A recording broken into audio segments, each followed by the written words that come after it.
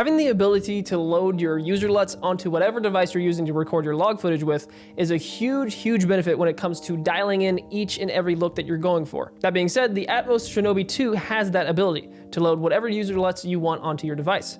Here's how you do that. All right, to get your LUTs loaded onto your SD card, you can simply just drag and drop them into your SD card. You don't have to put them in any folder or anything. There doesn't have to be any kind of file organization at all. You can just drop them in there, and then you can actually just straight up select it on the Atmos itself. But for the sake of this video, I'm going to put mine in my designated LUTs folder just for the sake of organization.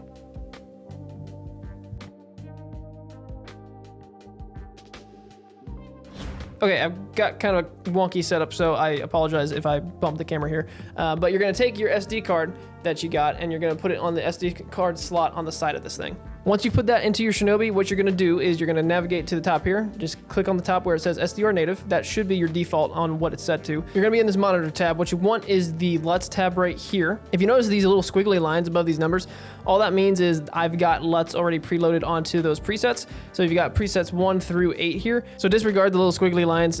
You guys, if you don't have any LUTs on there, these will just be blank. So if you don't see that, that's not a problem. What we're gonna do for the sake of this video is I'm gonna go ahead and click on my first one, make sure I'm selected on my first preset right there. We're gonna go ahead and click the folder, and it says, do you wish to overwrite 3D LUT 81? I'm gonna hit confirm. That's not gonna pop up for you guys because you shouldn't have anything there. And what we're gonna do is once we get in here, like I said, you can just drag and drop the LUT file into your SD card. If you did that, you will see it pop up right here.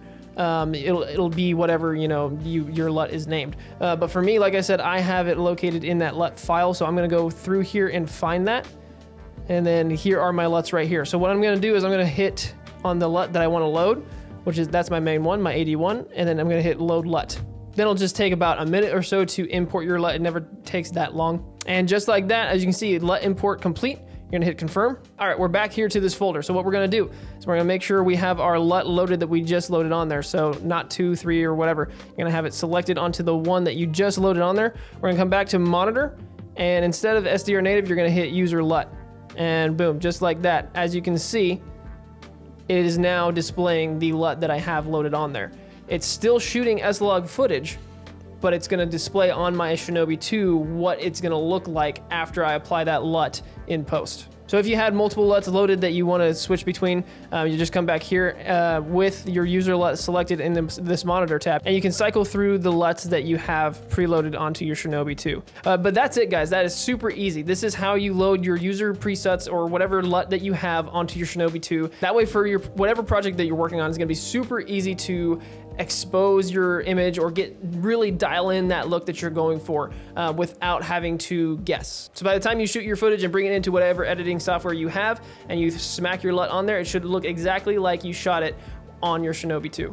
So just like that, guys, you can get user LUTs onto your Shinobi 2, and it's essentially just drag and drop, click around a few times in the menus, and you're done. Like I said, for me, it's super useful as a A7S III user, so if you're in my same boat, the Shinobi 2 being able to utilize user presets and user LUTs is huge for when it comes to really dialing in your log footage looks. All around, the Shinobi 2 is an excellent little monitor, and I've been playing around trying to learn all of its little nuances, and I'll probably work on a full-length video review of it in the near future. But for now, I'm still kind of learning the ins and outs of it, learning how it works and how to use it.